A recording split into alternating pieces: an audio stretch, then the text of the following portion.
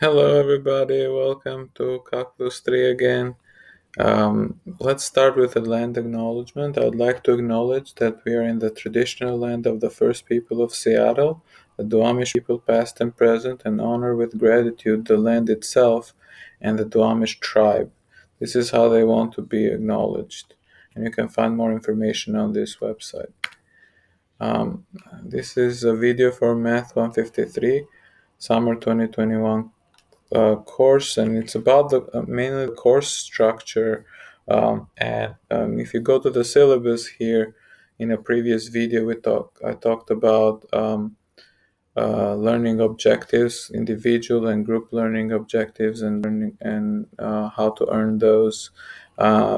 In this video, I want to talk about learning engagement and the online homework and the structure in Canvas. So first of all, um, if you go to the homepage on Canvas, you can see that the homepage is basically a bunch of modules put together. And the first module has some important course content. You should go through all of these one by one to check what's in there, especially the getting started and the weekly to-do list and the perusal grading. But also don't forget that the learning objectives and questions is really the key of the class. So that should be always next to you whenever you're studying. Um, so to start off, um, I'm gonna go to the syllabus here and show you. This is a perusal assignment. You can access those all through the links here in the weekly modules. And once you click on those, and this will open up, and you can then highlight text and annotate on the side. So, for example, I'm gonna try to highlight here, and then I can put some annotation, question, comment, fun fact, or anything like that. Something that this reminds you of from a previous class, a connection you made between topics. Any insights are great in here. Um, and um, Here's, for example, some examples of conversations happening here. In order to get full credit on the perusal assignments, you need two thoughtful comments, and you need a total of five to do a total of 5 perusal assignments per week, and that will get you 5 points for the learning engagement for that week. To take a look at how you will earn learning engagement points, the best way is to go through the weekly quiz. You can retake this as many times as you need, so it's not a problem to submit it and to take it and submit it incomplete. There's no time limit either, so that's not shouldn't be an issue. So when you click on it, the first question it asks you, which how did you engage in the week in the class? What things did you do? And one of those is the perusal, textbook and video annotations. You can get up to 5 points for that. For that, you just need to list the perusal score. So how do you access those? Let me go to student view here. When you're in the perusal as a student, there's a my scores button here. You click on that, and then you can see here the scores for each assignment. You can take a screenshot. You can copy paste this in the weekly quiz, anything that you like, to provide as evidence. If you feel there's a problem with you deserve points for some comments and you didn't get points by the AI on perusal, then you can copy paste those comments and I can grade them manually. Or you're gonna grade yourself here, and I'm just gonna make sure that yeah, that sounds correct, which will mostly be the case. Um, but here's where you put the score for the perusal on question 3. So once you provide the evidence over here as asked for, then you can score yourself. And then there's other ways to earn another 5 learning engagement points. There's plenty of options here. Maybe you came to office hours and asked the first how to solve the first sample question on learning objective 1. Then you can click on this, check this, and then on question 2, provide evidence, write down at least one math question, answer a comment that you offered during the student hours this week. So you just put them in here. It's just one simple sentence saying, for example, I came to office hours and I asked, and we talked about question 1 on learning objective 1, sample question 1, for example.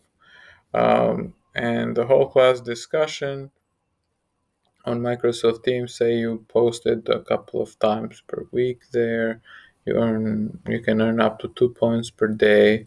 That's on Microsoft Teams. It's super useful, especially you should be going in there and trying to do sample questions from learning objectives, as those having those on the side during the challenge will be super helpful. And I can help with solving those together. There's for week 1, there's 3 items that are new.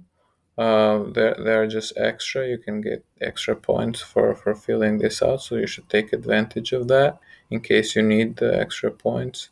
Study groups, I will ask a poll later, and we'll figure out some time that works for most people. There's other engagement ways that you might talk to somebody about the material you learned this week, or maybe this is related to another class and you use this material in that class in a certain way. There's a huge variety here that could fit the bill.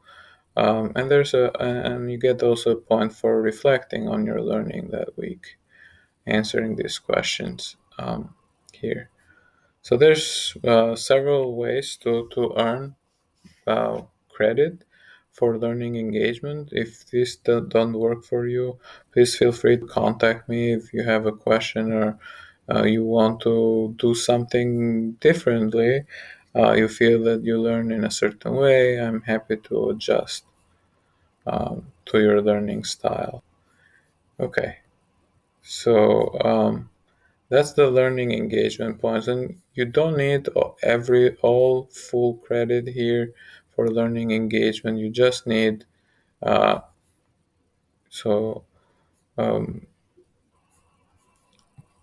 I think you need only 50 points for getting full credit on that, on learning engagement for an A in the course. And there's 6 weeks in the course, 10 points per week, so there's total of 60 points. But you can also do the extra credit here, asking questions, or the next one for next week is growth mindset, and so on. And you can earn 5 points for each of these. So um, there's multiple. It shouldn't be too hard to earn the complete points here for learning engagement. Online homework is posted here for each week. You can access this also from the calendar, but I think going through it within the modules is the easiest way.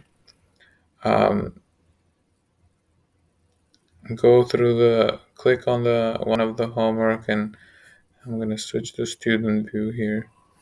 So it shows up like this. You can redeem a late pass if you think like, hey, I'm not going to make the deadline, I need an extension. So you can do that. Or if the deadline passes, you can still redeem a late pass.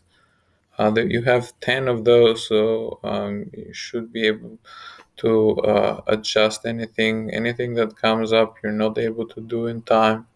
You can use a late pass on. If you need more than 10, just let me know. We can work something out. So let's dig into one question at least here. So here I solved this question. I inputted the answer and I got it correct. So question 2 here, supposed to find the components of this vector, and just say I did something wrong. 3 submitted. Oh, I got one part right by chance and the other part wrong. So try. Oh, wrong, wrong, and then it will tell you the answer here. And you can click on here to get a similar question.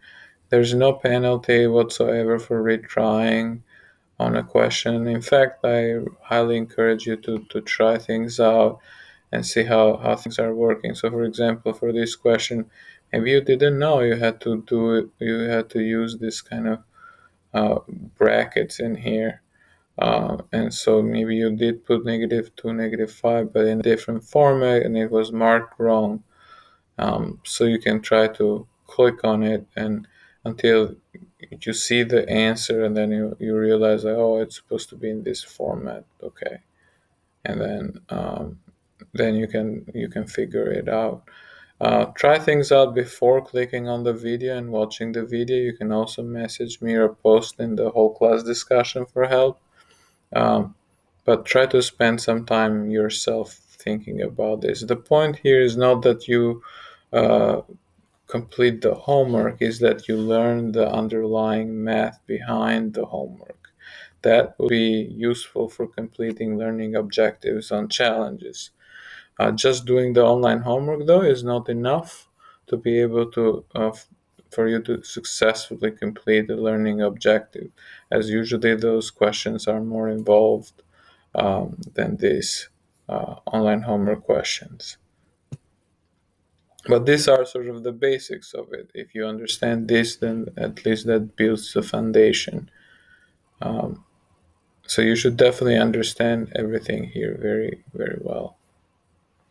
Okay, so in terms of for online homework, you just need a 90% average on all the online homework for an A, and you can look at the other criteria for different grade levels on the syllabus. So let's start a little bit here for each week. Uh, what do you need to do? You start off with pre-class activities. Do as many of those as you can. The in-class activities here have answer keys up here in the class notebook uh, that you can check on. And there's also really like interactive activities like this brilliant.org, super useful and a way to learn about vectors in an interactive way, which is fun. And that could count towards your other um, learning engagement in the weekly quiz as well. Um, yeah, so that's pretty much it. Thank you for watching. Have a nice day.